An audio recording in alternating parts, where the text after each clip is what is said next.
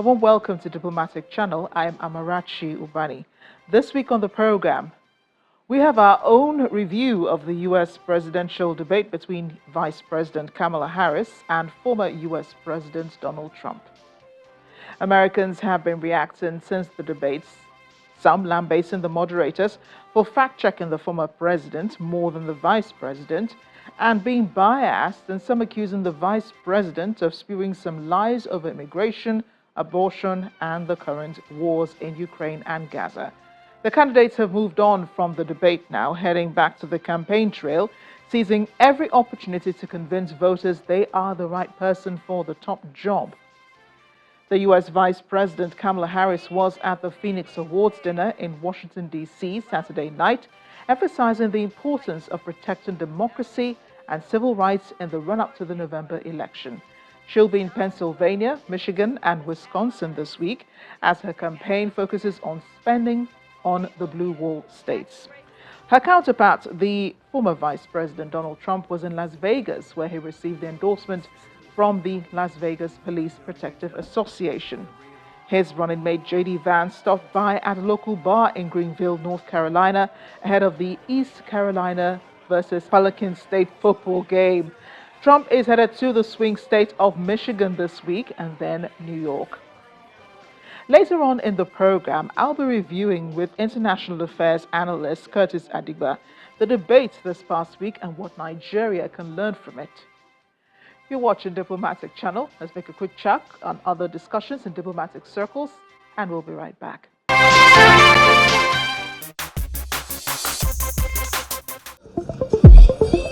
Nigeria remains close to the heart of the U.S. government, which wants to see the country succeed democratically as well as developmentally. This was highlighted in a reception at the Consul General's residence in Lagos for the new U.S. ambassador to Nigeria, Richard Mills Jr. In attendance were government officials, traditional rulers, fellow diplomats, members of the business community, alumni association, and Nigeria's creative industry. Ambassador Mills, in his address, spoke about the U.S. partnerships with Nigeria and his desire to keep growing them during his stay in the country. I'm coming from a 4-year tour in New York City at our U.S. mission, and I have to say, I feel like home here. Lagos has that same upbeat energy, that same industry that New York City has. So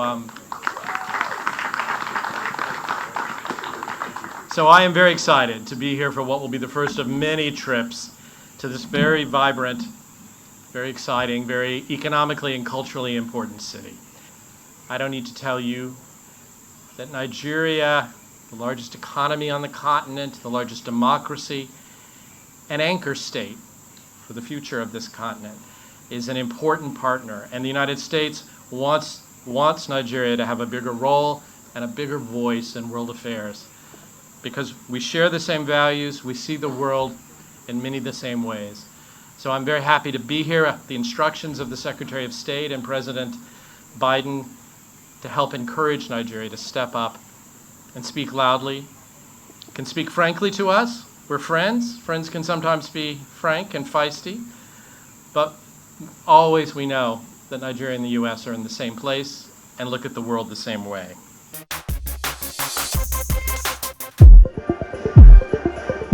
China continues to build on its relations with Nigeria following the successful completion of the Forum on China-Africa Cooperation held in Beijing. This weekend, the Chinese consulate in Lagos celebrated the founding day of the People's Republic and Nigeria's Independence Day, which happened to fall on the same day. Interestingly, it was double celebration this weekend as China also celebrates its Mid-Autumn Festival. I think that for China and Nigeria, we have so many things to do. And today, yes, we think that China and Nigeria, we are family, and especially with so many Chinese community, they not only support the local business or social development, but also do the charity events. We know the world is moving toward China, and we know China as the second largest economy has opened up to Africa and Nigeria in particular, and more especially in the Belt Road Initiative. It's a very, burgeoning relationship. It's again the Chinese obviously have an idea of what they want, and then they have gone about it in a very boisterous way, if I'll put it this way. They have spread their spheres of influence, all over the world, and Africa is not an exception. And they have brought in a lot of things with them, and they have engaged with Africa, engaged with Nigeria in a way that is different from what the continent has seen, with other, foreign partners. Obviously, the Chinese are not the only, country. It's not the only country that Nigeria is engaging with. So they have increased that relationship with Nigeria. If you look at even the quantum of investments in Africa in general and Nigeria in particular, it has grown exponentially. While that of their competing partners more or less has kind of dwindled over the years. The debate was the first time former U.S. President Donald Trump and the current Vice President Kamala Harris ever met. And with one handshake from the Vice President, they were off to an interesting start.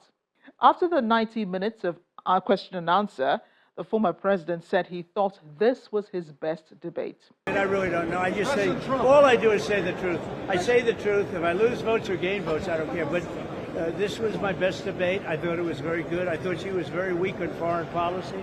She was very weak on the border, and I'm very happy. The vice president also thought she did great, calling Tuesday, September 10, a good day, but emphasizing there's still a lot of work to do. Hey, Philly!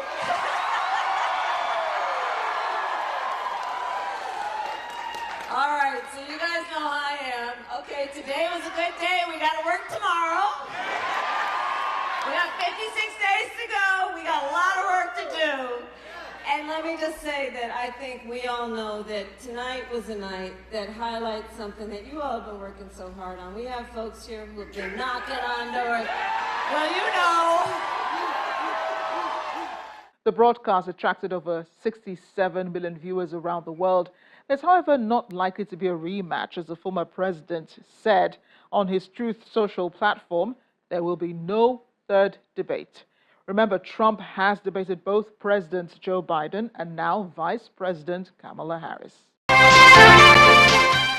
Joining us now is international affairs analyst Curtis Adigba. He joins us virtually from here in Lagos. Curtis, thank you for joining us on Diplomatic Channel. Thanks for having me, Amarachi. What did you make of the first debate between Vice President Kamala Harris and former President Donald Trump?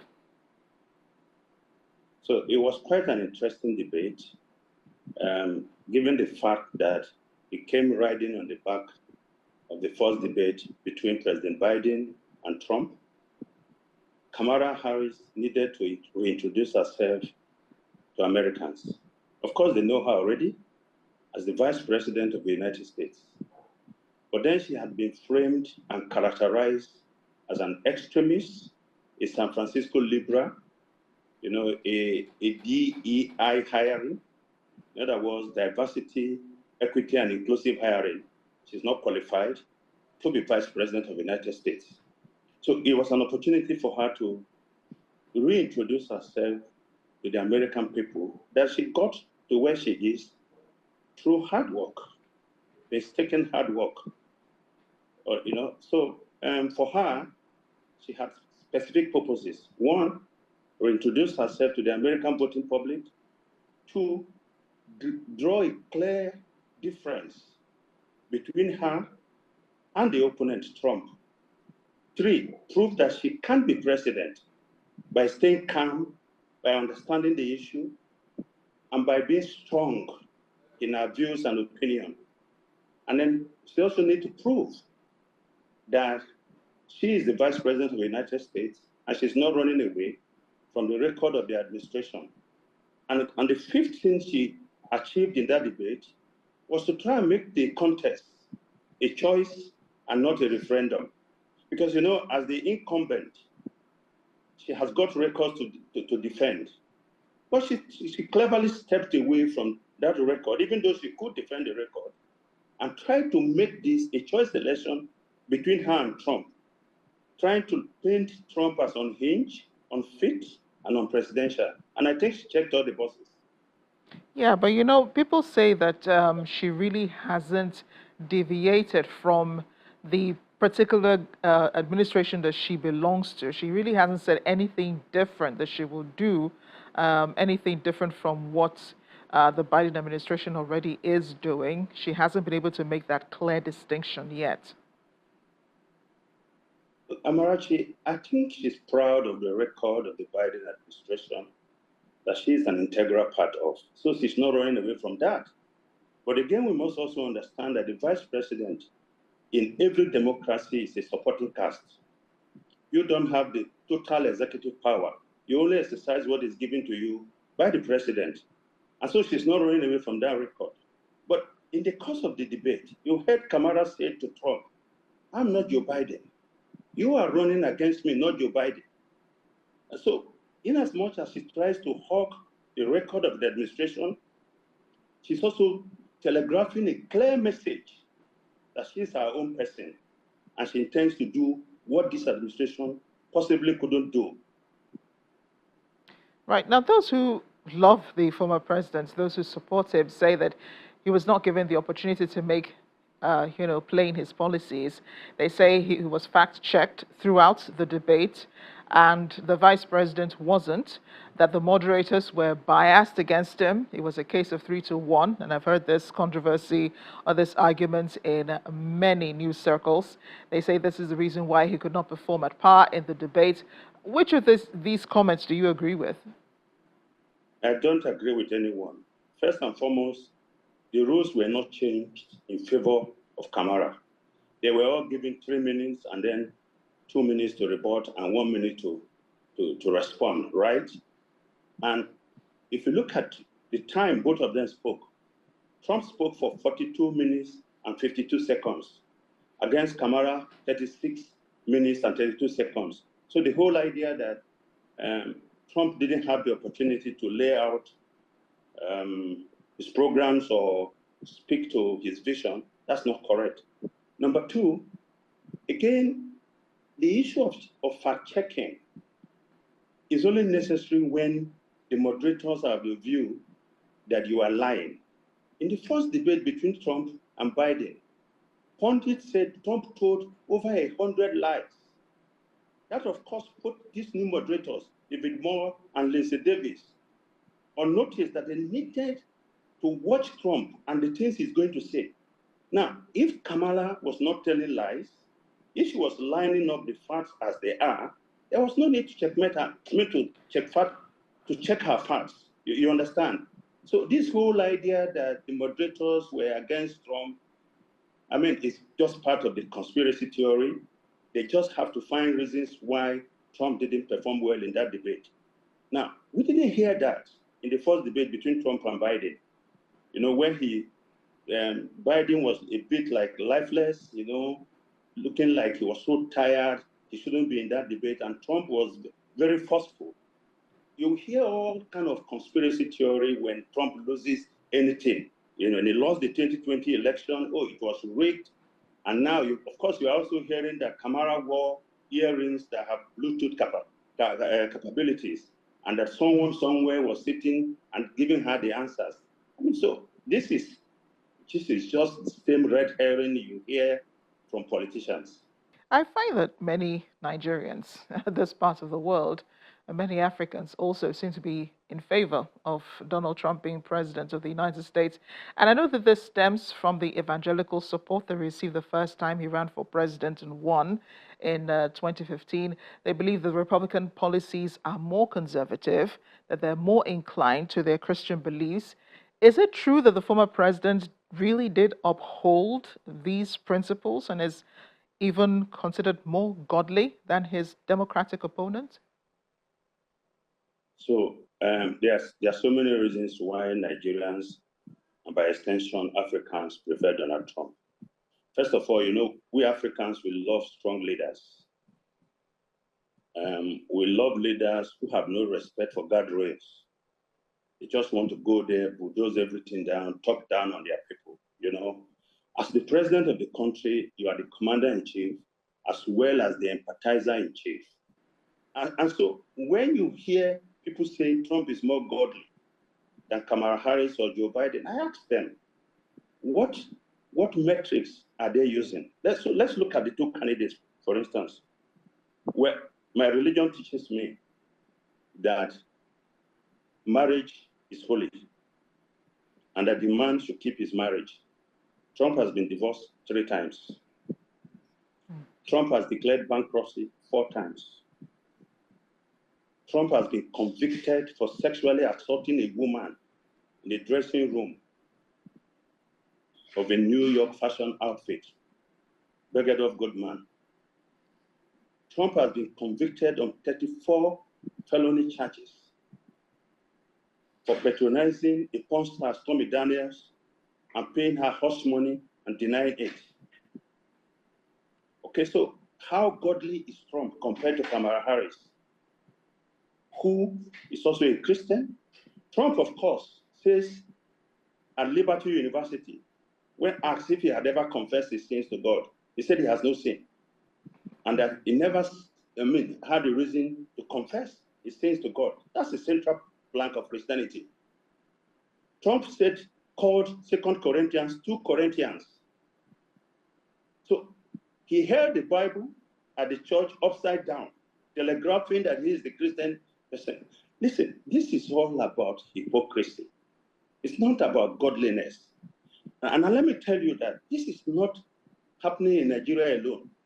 In fact, if you go to the United States, the support for Trump by the evangelicals is overwhelming.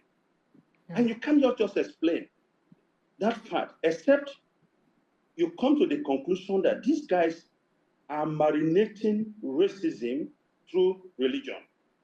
And I'll give you 3 examples that will prove to you. 1, when Ronald Reagan ran against Jimmy Carter, a pastor, evangelicals supported Reagan against Jimmy Carter. Recently, in Georgia, when Raphael Warnock, a reverend, a pastor of Martin Luther King Jr.'s church, ran against Herschel Walker, a man accused of pushing 2 women into committing abortion, a wife beater, who has not confessed to any faith. Evangelicals supported it because it was endorsed by Trump. So this is basically not about religion. This is about people having preferences and then trying to marinate it through religion. So it's not about religion. Now, the evangelicals, of course, have to find a reason and explain why they support the man I just described to you. And what they have said is, look, God can use anybody. Oh, after all, he used Cyprus in the Bible.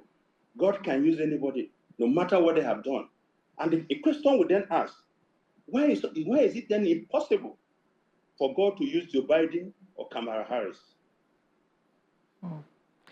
That is the question, isn't it? Even though, some Trump supporters believe that those 34 felony charges were politically motivated, and all of the other accusations against the former president are politically motivated because they see him as a rising star and, they want to bring him down. That's the argument.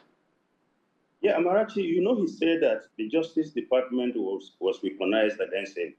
Yeah. But the question I've always asked people who said so is, was the same Justice Department weaponized against Hunter Biden by his own father? Don't forget that he hasn't been charged yet. Joe Biden, the current president. He's been found guilty of committing crimes and is going to jail, depending on what the judge decides. So if the same system that found Hunter Biden guilty found Trump guilty, why was his weaponized? Something the former president said during the debates, which is that, what we're witnessing today, the wars in Ukraine and in Gaza would never have started if he was president. The Russian government has debunked that comment, saying that, with one phone call, Trump could have dissuaded the war in Ukraine. They said he couldn't have. one phone call was not even would not even have been enough at that time. Isn't it overreaching to think that the presence of one person in the White House is a reason for these wars currently, and the wars for which the repercussions are being felt all over the world? Amarachi, Trump has got very simple solutions for very complex problems. To some extent, I agree with him that maybe the war wouldn't have taken place because he was already doing the job that Vladimir Putin wanted to do in Ukraine. Don't forget that this was about Putin was uncomfortable with the expansion of NATO by the strategic alliance of the United States and Europe, and he wanted to push back. And Trump, of course, was actively working to dismember NATO by saying that most of them were not paying their dues. Okay? So Trump basically was doing Vladimir Putin's job because all Putin wants to do is to reestablish the boundaries. All he wanted to do was reestablish the boundaries of the former Soviet Union and then push back on NATO. So if he had the president who was doing that for him, probably he wouldn't have gone to war. If there was a vote now around the world, who do you think that world leaders would rather want to relate with as a leader of the free world? So let me not be in their minds, but I want to hazard some guess here. And of course, this is an informed one. I don't think you have forgotten the fact that when Trump was president, he attended several NATO summits. Yeah. You saw how some other world leaders were in groups mocking and laughing at him. A fact that Kamala Harris spoke to in the course of the debate, that other world leaders laugh at him. They see him as a disgrace, They see him as weak and pathetic, which of course got under his skin. And he derailed from his talking point and messages. So I think that given the positions they have, especially considering the strategic NATO alliance between America and Europe, these leaders will simply say they prefer Kamala Harris. But again, don't forget that they are leaders who want to exploit a weak presidency in any country. Like Kamala Harris talked about that day, Trump is a man who is given to favors and flattery. And I'll give you an example of how the national security team decided that a particular phone was suspected of spying on the United States from China, okay? And the decision was made that they were just going to go ahead and ban that phone in the US. And the president agreed with that. But when he got a call from President Xi telling him how great he was and all that, he pulled the plug on the arrangement. He just told them that the president of China called him and told him how great he was and all that, and there was no need to go. So most world leaders see him as transactional, and some will definitely prefer to deal with him than to have someone who believes in nuanced diplomacy, who is going to walk through all the diplomatic channels to put policies in place, to restrain, to push back. Pretty interesting perspective. What can we learn, and I mean as Nigeria, from these debates and the process of strengthening democracy through public debates? And do debates help sway public opinions about candidates? I'm sorry, I'm asking, triple-barreled question here. The current Nigerian president, Bola Tinubu, did not participate in any presidential debate, and yet he won the election. You will find that the candidates who did not participate in any form of debate won elections in Nigeria, from Jonathan to Buhari and now to President Tinubu, right? Because they don't think that debates are useful in winning elections. And the people actually do not care, really. You understand? But like David Axelrod said, campaigns and debates are like a heart surgery, a MRI of the soul. It gets to expose people and what their mindset and what they intend to do. Okay? So I think that we need some form of legislation that will make it mandatory for those who seek public offices in this country to begin to participate in debates. Not like what we had last time where someone decided not to participate in any form of debate And today he sits in Aso Rock Villa as the president. And like I say, he's not the only one. Okay, so it's critical to the development of our democracy, and it should become a culture. Thank you so much, Curtis Adigba. One of the most interesting conversations about U.S. politics, side by side, Nigeria's. Thank you for joining us on Diplomatic Channel. Thank you, Amarachi. This is where we end the program today. I'm glad you could join us. Don't forget you can re-watch this episode and others you may have missed on the Channels TV page on YouTube. Just go to the playlist and search for Diplomatic Channel. You can also reach me on any of the social media handles showing on your screen. I'm Amarachi Ubani. I'll see you next time.